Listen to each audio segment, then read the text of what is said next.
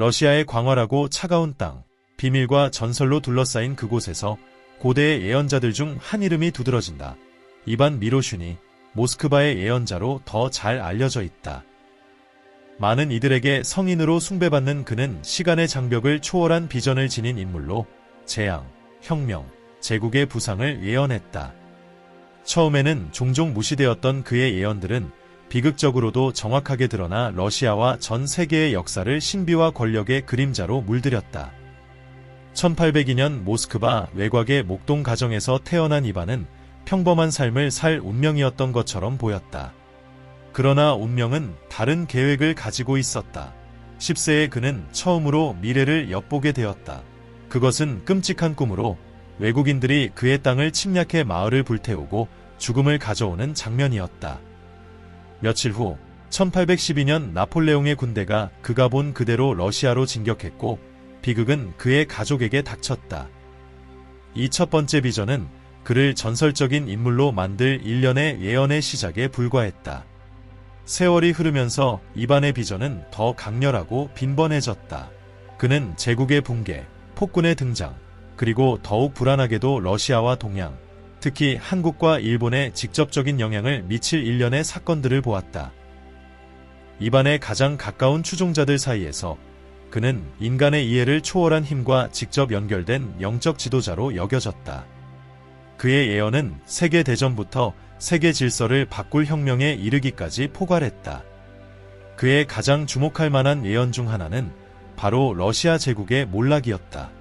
대주교 파울로스와의 비밀스러운 대화에서 이반은 무서운 평정 속에 이렇게 말했다. 50년 내에 몽골의 피를 가진 부엉이의 눈을 한 남자가 러시아를 향해 발톱을 세우고 거대한 제국은 그의 발 아래 무너질 것이다.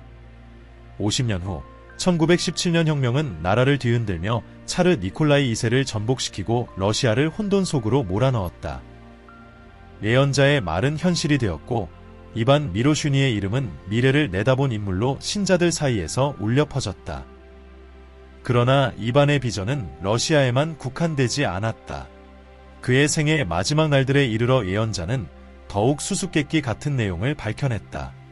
그는 동쪽에서 떠오르는 별에 대해 언급했으며 오랜 세월 내부의 억압과 외부의 침략에 시달린 한 민족이 일어나 새로운 번영과 권력의 시대의 중심이 될 것이라고 말했다. 그 민족은 한국과 일본의 땅 근처, 동양에서 올 것이라고 하였으며 세계의 운명은 그들의 성공 또는 실패와 얽혀 있을 것이라고 예언했다. 세기가 흐른 지금, 학자들은 그의 예언을 분석하며 그 숨겨진 의미를 밝히기 위해 노력하고 있다. 한국, 일본, 러시아 간의 지정학적 긴장은 무시할 수 없는 상황이며 많은 이들이 이반이 예언한 내용이 현실로 드러나기 시작했다고 믿고 있다.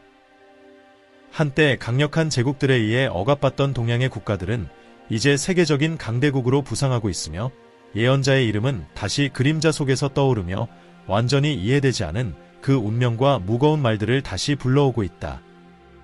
세월이 흐르면서 이반 미로슈니는 러시아의 신비주의자와 종교인들 사이에서 중심적인 인물이 되었다. 모스크바의 예언자라는 그의 명성은 퍼져나갔고 이는 단지 러시아에 관한 예언 때문만은 아니었다. 그의 시선은 놀라울 정도로 정확하게 미래를 관통했고 그의 조언을 구하던 사람들은 그의 비전의 선명함에 깊은 인상을 받았다. 이반은 수수께끼 같은 말을 하지 않았다. 그의 경고는 직접적이었고 소름 끼치도록 구체적이었다. 이반의 가장 많이 해자된 예언 중 하나는 한국과 동양의 미래에 관한 것이었다. 그는 태평양 지역에서 대규모 분쟁이 발생할 것을 보았으며 이는 강대국들이 연루되겠지만 그 중심은 동양 국가들이 될 것이라고 했다. 그의 말은 세대를 거쳐 메아리 쳤으며 가장 유명한 예언 중 하나에서 그는 이렇게 말했다. 동쪽의 용이 깨어날 때 북쪽은 떨 것이다. 한반도가 열세가 될 것이며 그것을 과소평가하는 자들은 자신들의 함정에 빠지게 될 것이다. 수십 년간 이 말은 해석되었고 학자들은 그 진정한 의미에 대해 의견이 분분했다. 용이 일본을 의미하는 것일까? 아니면 한국이나 중국을 가리키는 것일까? 여러분은 누가 이 용이라고 생각하는지 댓글로 남겨주세요. 하지만 그의 비전의 핵심은 분명했다. 한국은 세계 균형을 뒤흔들 미래의 위기에서 결정적인 역할을 할 것이라는 점이다. 그는 기술의 시대가 도래할 것을 예언했으며 그 시대에는 무기가 더 이상 인간의 손에 의해 조종되지 않고 자비를 모르는 보이지 않는 지성에 의해 움직일 것이라고 했다. 이반에게 있어 동양, 특히 한국의 발전은 러시아의 운명과 밀접하게 연결되어 있었다.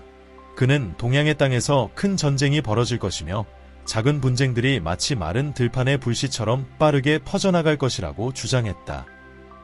세계가 2024년을 맞이하면서 이 해는 정치적 불안정, 자연재해, 그리고 전례 없는 기술 발전으로 특징 지어졌고 이반 미로슈니의 예언이 불안하게도 메아리 쳤다.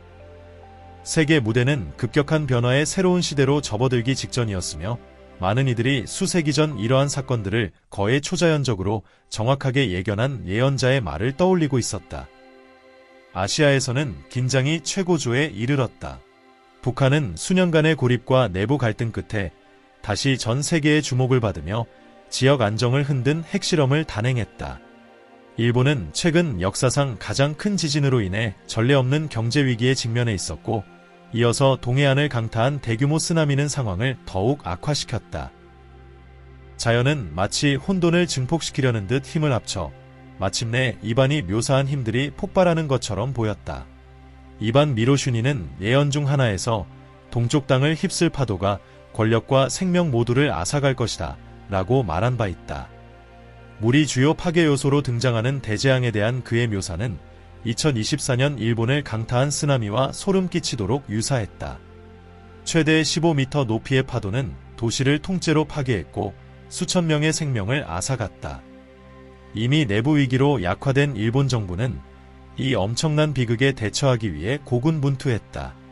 거의 두세기 전에 쓰인 러시아 예언자의 말이 이제 현실화되며 예고된 파괴의 공포를 실체화시키고 있었다. 한반도에서도 상황은 마찬가지로 불안했다. 이반의 한국에 대한 예언이 예상치 못한 방식으로 실현되기 시작했다. 그는 한반도가 세계적 변화의 진원지가 될 것이라고 예언했으며 2024년에는 다시 국제적인 주목을 받는 중심에 서게 되었다.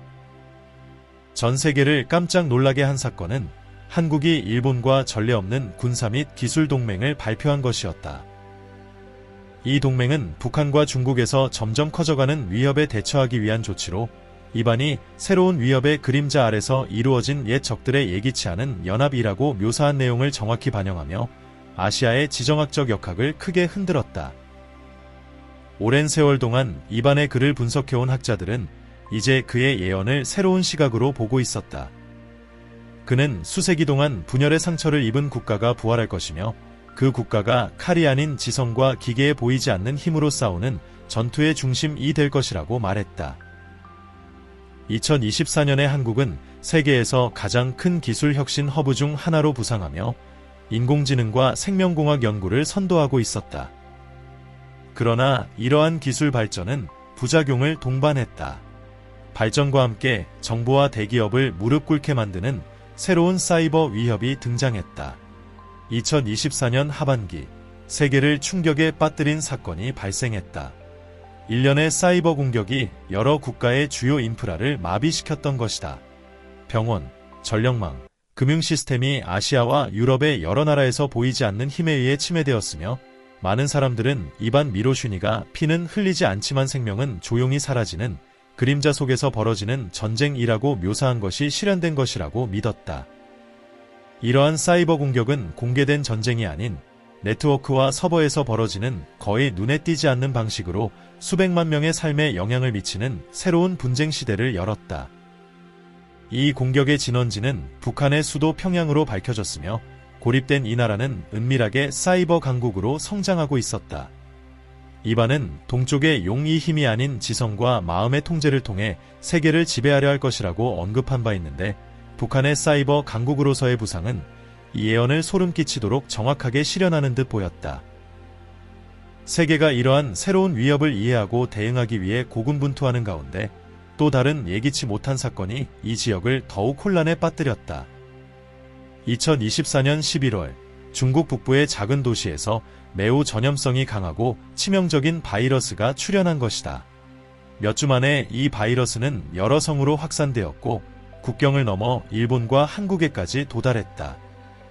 보건당국은 공황 상태에 빠졌고 이반의 비전과의 유사성을 무시할 수 없었다.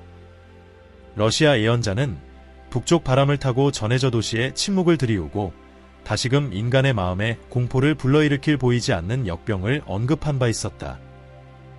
아시아 국가들은 정치적 위기와 자연재해로 이미 어려움을 겪고 있는 가운데 이제는 생물학적 위협에 직면하게 되었다. 서울, 도쿄, 베이징의 거리들은 텅 비었고 국경은 폐쇄되었으며 정부들은 바이러스 확산을 막기 위해 엄격한 격리 조치를 시행했다. 미디어를 통해 전해진 도시의 유령 같은 모습은 이반 미로슈니가 예언 속에서 묘사한 악몽을 연상시켰다. 그것은 전통적인 전쟁이 아닌 훨씬 더 조용하고 치명적인 무언가에 의해 황폐화된 세계였다. 아시아의 혼란이 확산되고 세계가 점점 커져가는 공포 속에서 이 상황을 지켜보는 가운데 이반 미로슈니의 예언은 점점 더 중요한 의미를 가지게 되었다. 러시아 제국의 붕괴를 예견했던 예언자는 이제 자연, 기술, 질병의 힘이 결합하여 인류의 새로운 운명을 형성하는 어두운 길로 인류를 이끄는 것처럼 보였다. 남은 질문은 사람들이 그의 경고를 듣고 대비할 것인가, 아니면 시간의 깊은 곳에서 온 경고를 무시한 채 과거의 실수를 반복할 운명인가였다. 그러나 이반은 전쟁에 대해서만 이야기한 것이 아니었다. 그는 또한 글로벌 긴장의 결과로 나타날 전염병과 질병의 시기를 예언했다. 그는 보이지 않는 바이러스의 출현을 상세히 설명했으며 그것이 북쪽 바람에서 온다고 말하며 세계의 대도시에 죽음과 혼돈을 불러올 것이라고 했다. 그의 비전 속에서 사람들은 고립되었고 거리는 텅 비었으며 오직 영적으로 강한 자들만이 살아남을 것이라고 하였다. 이 비전은 많은 사람들에게 은유로 들렸으나 21세기 초의 팬데믹과 보건 위기가 세계의 방식을 급격히 바꾸어 놓으면서 새로운 의미를 가지게 되었다. 가장 수수께끼 같은 그의 글 중 하나에서 이반은 가까운 미래에 대해 국경은 사라질 것이나 민족의 두려움은 사라지지 않을 것이다 라고 썼다. 그는 기술이 국가 간 연결을 가능하게 할 시대에 대해 언급했지만 그 연결은 새로운 위험도 가져올 것이라고 경고했다. 그것은 감시, 통제, 그리고 보이지 않는 전쟁의 시대가 될 것이며 위협은 사방에서 동시에 다가올 것이라고 말했다. 많은 사람들은 이것을 디지털 시대에 대한 예언으로 해석하고 있으며 이 시대에서는 군대뿐 아니라 데이터, 네트워크, 알고리즘이 권력과 영향력을 결정짓는 중요한 요소가 되었다. 그리고 이러한 모든 과정 속에서 이반은 항상 한국으로 돌아왔다. 그는 작지만 정신적으로 거대한 국가가 등장할 것이라고 예언했으며 그 나라는 상상할 수 없는 도전을 극복하고 세계적인 지도자로 성장할 것이라고 말했다. 이반은 이 국가의 주민들이 고통과 억압, 그리고 재탄생을 통해 단련될 것이라고 주장했다. 그는 이 국가가 수세기 동안 내부와 외부의 싸움을 겪으며 재에서 다시 태어나 불사조처럼 새로운 세계의 중심에 설 것이라고 하였다. 시간이 흐르면서 이반의 예언은 세계 지도자들과 학자들의 주목을 받기 시작했다. 그들은 이 예언에서 미래에 일어날 일에 대한 정확한 묘사를 찾고 있었다. 러시아가 1917년 혁명 이후 스스로의 몰락을 겪었을 때 많은 이들은 그가 동양에 대해 예언한 일들이 다가오고 있다고 두려워하기 시작했다. 그가 예견한 세계적인 붕괴와 한국과 일본이 그 중심에 서서 미래를 놓고 벌이는 전쟁은 점점 더 현실적인 문제로 다가오고 있었다. 이제 더 이상 단순한 물리적 전쟁이 아닌 영향력과 기술을 통한 통제, 그리고 21세기를 형성할 새로운 기술들에 대한 싸움이었다. 그럼에도 불구하고 이반은 운명이 정해져 있지 않다고 믿었다. 그는 예언이 경고이지 판결이 아니라고 말했다. 그의 목적은 사람들에게 다가올 일에 대비할 수 있도록 경고하고 각성시키는 것이었다. 그러나 그를 진정으로 들은 사람은 거의 없었다. 이반 미로슈니는 많은 예언자들처럼 죽었으며 그의 말은 많은 사람들에게 불신을 받았지만 그 예언의 무서운 정확성을 목격한 이들에게는 경외심을 불러일으켰다. 현대 세계가 점점 더 동양을 주목하게 되면서 이반 미로슈니의 말은 다시금 긴박한 울림을 가진다. 강대국들은 여전히 기술과 군사적 우위를 두고 경쟁하며 한반도를 둘러싼 긴장은 그 어느 때보다도 높아졌다. 학자들은 이제 그의 예언의 마지막 퍼즐 조각을 맞추기 위해 고군분투하고 있으며 한국과 동양 전체의 미래는 더욱 불확실해지고 있다. 2024년이 지나감에 따라 이반 미로슈니의 예언은 소름 끼치도록 정확하게 실현되는 듯했다. 자연재해로 인한 혼란, 기술적 충돌, 그리고 치명적인 팬데믹은 단순한 고립된 위기가 아니었다. 이들은 보이지 않는 힘에 의해 서로 얽혀 있었으며 러시아 예언자의 말이 마침내 현재의 상황에 반향을 일으킨 것처럼 보였다. 아시아의 국가들, 특히 한국과 일본은 이 폭풍의 한가운데 있었다. 세계의 미래는 이 땅들에 달려있는 듯했으며 이는 이반이 예언한 바와 같았다. 바이러스가 확산되고 기술적 긴장이 고조됨에 따라 시대의 종말이 다가오고 있다는 느낌이 점점 더 부인할 수 없는 사실로 다가왔다. 많은 사람들에게 남은 질문은 이반이 예언한 붕괴가 불가피한 것인지 아니면 아직 비극을 피할 시간이 있는지였다. 그는 언제나 자신의 비전이 결정적인 판결이 아닌 경고라고 믿었다. 그의 마지막 날에 사람들이 제때에 깨어난다면 운명은 피할 수 있다고 말했지만 늘어가는 혼돈 속에서 그 깨어남은 여전히 요원해 보였다. 이반이 새로운 시대의 열쇠라고 묘사한 한국은 내부적인 딜레마에 직면해 있었다. 한편으로는 세계에서 가장 혁신적인 기술과 군사 강국으로 떠오르고 있었고 다른 한편으로는 중국과의 긴장과 북한의 지속적인 위협 속에서 나라가 파괴될 위기에 처해 있었다. 예언자는 한 국가의 힘은 그 영토가 아니라 마음과 정신을 지배하는 능력으로 측정될 것이라고 말한 적이 있으며 이 말은 그 어느 때보다도 진실해 보였다. 국가들이 급변하는 세계에 적응하기 위해 고군분투하는 가운데 세계 지도자들은 답을 찾기 위해 동향을 주시했다. 일본은 자연재해로 큰 피해를 입었음에도 불구하고 재건을 시작했고 한국과 다른 지역 국가들과의 동맹을 강화했다. 그러나 뭔가가 부족했다. 모든 기술적, 군사적 힘에도 불구하고 더 깊은 차원의 변화가 진행되고 있었으며 이는 기계나 군대로 예측하거나 통제할 수 없는 것이었다. 이반 미로슈니의 마지막 말은 여전히 학자들을 사로잡고 있었다. 진정한 힘은 시간의 영혼을 아는 자의 손에 있다. 과학을 아는 자의 손에만 있는 것이 아니다. 초강대국들이 패권을 놓고 경쟁하는 동안 새로운 조용한 힘이 떠오르기 시작했다. 지금까지 글로벌 무대에서 무시되었던 작은 국가들이 전에 없던 방식으로 조직되기 시작하며 기존의 질서를 위협했다. 아시아 전역에서 영적 단체와 문화적 재생운동이 강력하게 나타나며 기술이 세계를 집어삼키는 것처럼 보이는 이 시기에 오래된 가치와의 재연결을 요구하며 기술적 지배에 대한 대안을 제시하고 있었다. 아시아의 작은 국가들이 영성과 지속 가능성, 그리고 민족 간 협력을 바탕으로 전 세계적 위기에 대처하는 방식에 혁신적인 변화를 가져오고 있다는 이야기는 매우 흥미롭습니다. 이반 미로슈니가 말한 동쪽에서 떠오르는 새로운 빛이 전쟁이나 기술의 발전이 아닌 작은 나라들 간의 연대와 영적 변화를 통해 실현되고 있다는 점이 주목할 만합니다. 하지만 여전히 세계는 불확실성 속에 놓여 있습니다. 한국은 기술 혁신과 영적 영향을 동시에 끌어들이는 다리 역할을 하며 일본과의 동맹 속에서 중요한 역할을 맡고 있지만 러시아, 중국, 그리고 서방 국가들의 경계 속에서 그 향방이 어떻게 될지는 불투명합니다. 이반의 예언은 갑작스러운 붕괴를 경고하기보다는 힘든 전환의 시기를 예고했으며 그 시기가 바로 지금 다가온 것처럼 보입니다. 그가 말한 옛 세계가 무너지고 새로운 세계가 잿더미에서 탄생할 것이다라는 말이 현재 우리가 마주하고 있는 시기를 암시하는 것일까요? 지금 우리가 배워야 할 것은 과거의 실수를 반복하지 않고 더 나은 미래를 위해 깨어나는 것일지도 모릅니다. 여러분은 이반 미로슈니의 예언에 대해 어떻게 생각하시나요? 지금 우리가 목격하고 있는 것이 그의 예언의 시작일까요? 아니면 더 많은 일이 남아 있을까요? 여러분의 생각을 댓글로 남겨주시면 감사하겠습니다.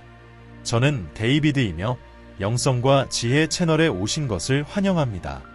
오늘 이 영상이 마음에 드셨다면 좋아요 버튼을 눌러주시고 앞으로도 흥미로운 예언과 신비로운 이야기를 놓치고 싶지 않으시다면 구독도 꼭 눌러주세요.